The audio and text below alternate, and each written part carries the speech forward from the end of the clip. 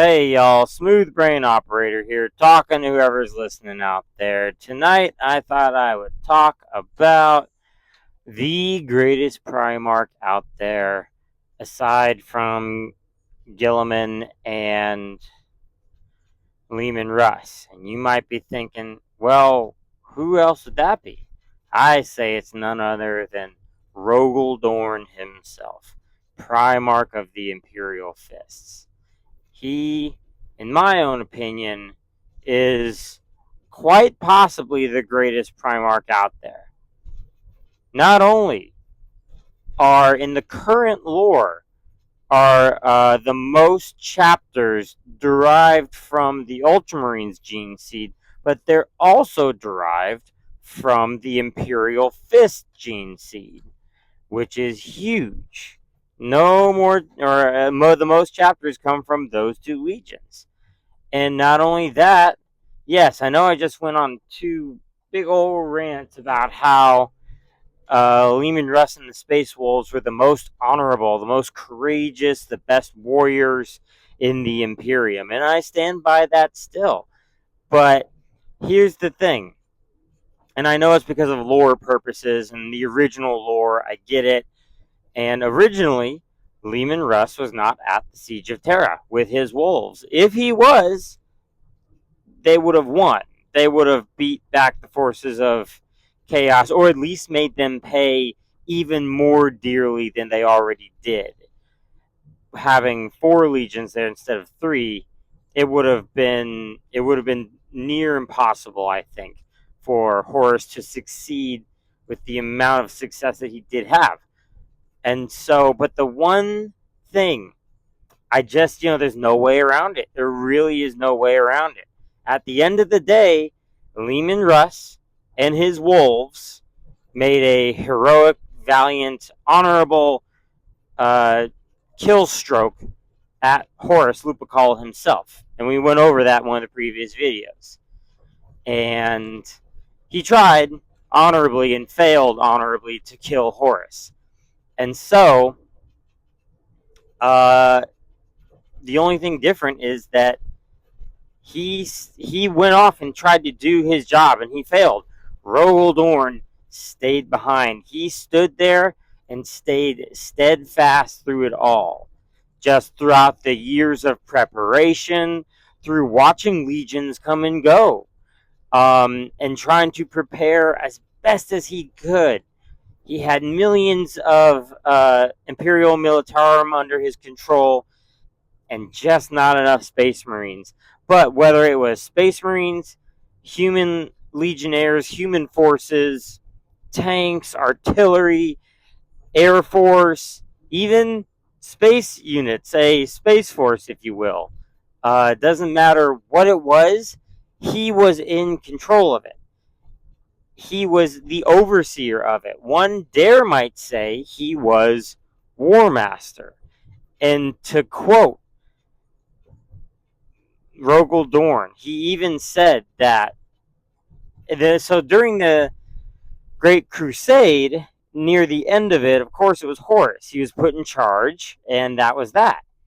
And as soon as the heresy broke out, and I kid you not, quote from Rogal Dorn himself, "I am the War Master in all but name." And as he says it with just a sour taste in his mouth as he says that, to share the same title as Horus did. And yet, but those are the facts, is that with Horus being traitor, someone else had to command the legions. Now, he was not commanding from afar. He was not telling star systems or different planets to send aid and all this, that. He was simply had control over.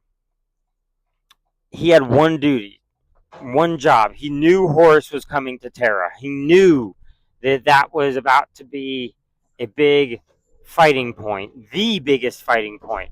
And so what did he do? He prepared. He built walls. He put away paintings and sculptures and replaced them with walls and turrets and machine gun ambush points. He did everything he could to prepare for the coming war. He stayed there on Terra.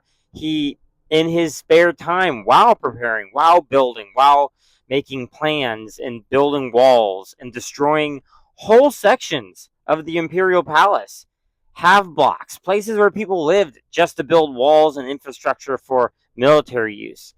And even during that time, he's also been recorded to play war games. Not play. He played Warhammer 40k. Oh, shocker. He played Horus Heresy. No, but he played mock battles, simulations of the siege, time and time and time again. So much so that the Emperor even came in to speak with him about it once or twice. Just being like checking in on him. Hey, you good? And each time it was tough. It was really, really tough. And I hate to say it, he was losing a lot of the times on that little tabletop. But it prepared him. It helped him make his decisions on how to build his defenses. And I don't blame him, right? If I had to do something like that, I would be playing miniature war games too in my spare time. And so throughout it all, even once the siege began, he was constantly at the helm. He had his hand on the steering wheel, as it were, the entire time. And it talks about just how grueling it was to do that. And a handful of times he took to the field. On top of that, trying to steer and direct Jagatai Khan, and the Great Khan is like trying to direct and manage a hurricane. It's just not gonna happen. It's just not in your best interest. It's not in the cards. And then having Sanguinius. Thank goodness he had Sanguinius. At least Sanguinius would listen to him. Jagatai Khan, he could just kind of point in the general direction. Even though Jagatai Khan might go somewhere else entirely, at least they tried to work together a little bit. And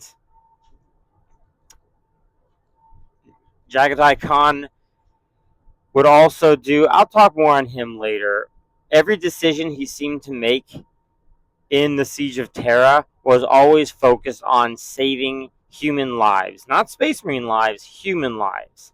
Most of his decisions were made based on the fact of how many lives could I save if I go do this action. And that's quite honorable, but it still hurts when you're not listening to your tacticianer, your war master. So anywho, Rogal Dorn had his hand on the helm the whole time of this battle. And this siege, this grueling fight. And even at the end of it all, having to fight Khorne himself, not with actual steel and muscle, but wearing down in the slow mental war, having him locked away in some other realm of, where everything has dissipated and nothing is left, and his sword is ground down to a nubby handle. And, the sands of time, literal sand, has worn down, smoothened all of his armor, all his weapons. But no matter what, he still knew who he was and would not surrender to Khorne. Eventually finding his way out, getting out eventually, and doing everything he could to, even on top of that, stand there with the Emperor at the end of all things and try to fight.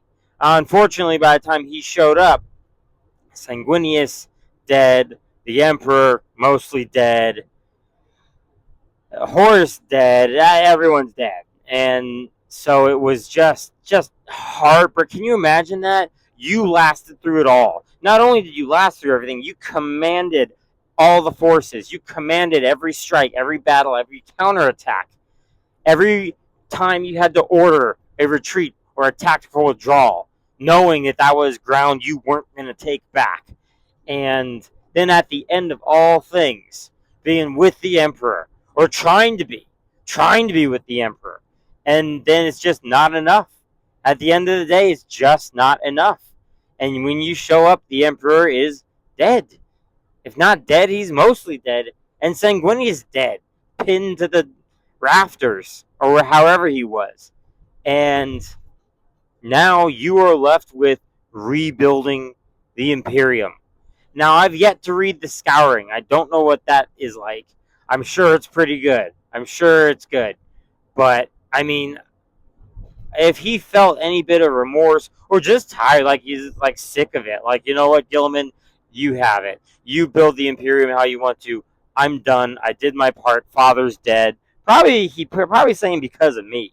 He's probably, taking the blame on himself and saying, you know what, fine. If I'm just in too much grief because the Emperor, their father, is now entombed on the Golden Throne and a vegetable. And I don't blame him. I don't blame him one bit if he just simply said, I'm done. You build the Imperium how you want to. I'm leaving with my armies, with my fleets, and we're just going to go kill heretics. And I refuse to take command ever again of something of this magnitude. I wouldn't doubt it. I wouldn't, because, I mean, think of that. The siege above all sieges. And it was prosecuted, defended by Rogal Dorn and none other. That's why I think he's quite possibly the best Primarch out there, aside from Lehman Russ and Gilliman. So let me know what you think. Thoughts, comments, any of that. Guys, I work a 9 to 5, same as y'all. Heck, I'm working later than 9 to 5. But I work long days. I do this for your enjoyment, purely just to help you get through the day, give you something to listen to for 10 minutes. I know y'all are out there working hard for your families, trying to even just provide for yourselves even. So this is for you. This is for the guys out there also driving some type of truck or van or late night at the office. It doesn't matter. This is for you. So hope you enjoy it. If you do, like, subscribe, even comment. Let me know what you'd like to hear next. And, remember, work hard and play hard. And this is Smooth Brain Operator signing out.